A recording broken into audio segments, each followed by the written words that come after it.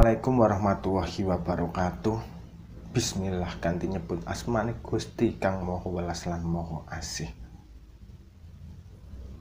Di sini kita akan mencoba membahas mengenai puasa mutih. Puasa mutih itu sering dilakukan oleh orang Jawa atau orang Indonesia. Akan tetapi banyak orang yang mendebat mengenai puasa mutih. Karena apa?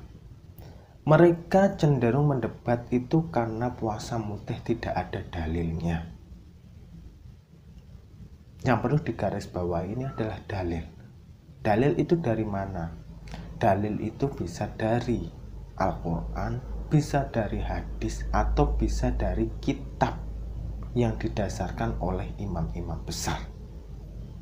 Akan tetapi imam-imam besar atau wali-wali besar itu membuat karangan kitab, itu juga melakukan sebuah tirakat, melakukan sebuah tafakur, melakukan sebuah pengasingan diri.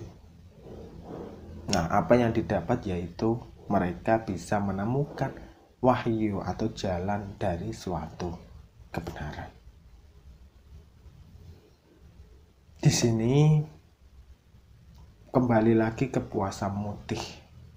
Putih itu artinya bersih atau suci. Mereka yang berpuasa mutih itu cenderung menghindari makanan-makanan yang berwarna. Yang biasanya dimakan adalah air yang masih fresh, air yang masih putih. Tidak lantaran ini adalah air susu, bukan, tapi air yang putih, air yang fresh.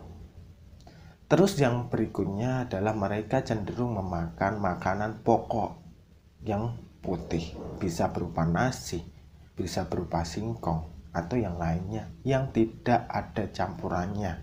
Entah itu pedas, manis, asin, dan lain sebagainya. Tidak ada campuran seperti itu. Yang dirasakan adalah rasa dari makanan pokok itu sendiri.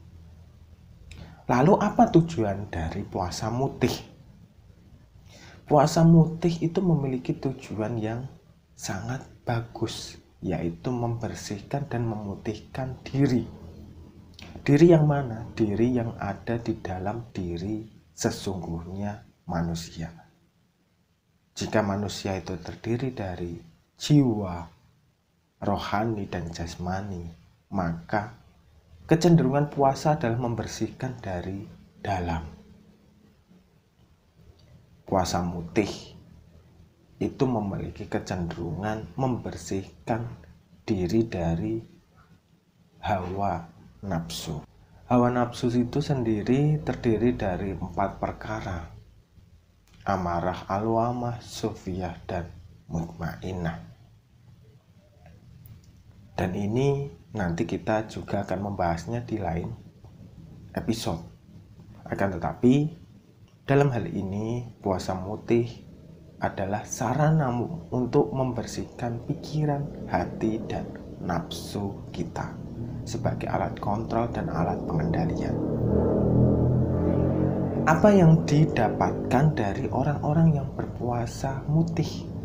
Yang biasanya didapatkan adalah kewibawaan, derajat, dan kejayaan.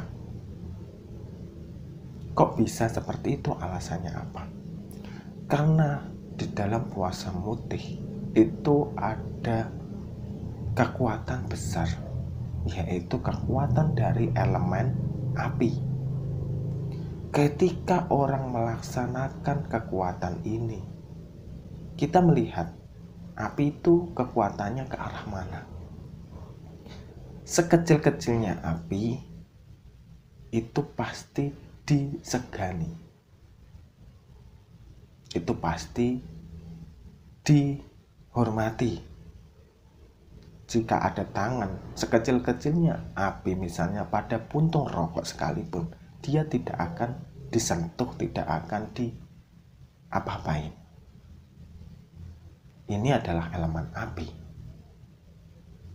Dan orang yang memiliki elemen api memiliki kedudukan atau derajat yang tinggi, biasanya seperti itu. Dia akan cenderung dihormati, disegani, menjadi orang yang berwibawa.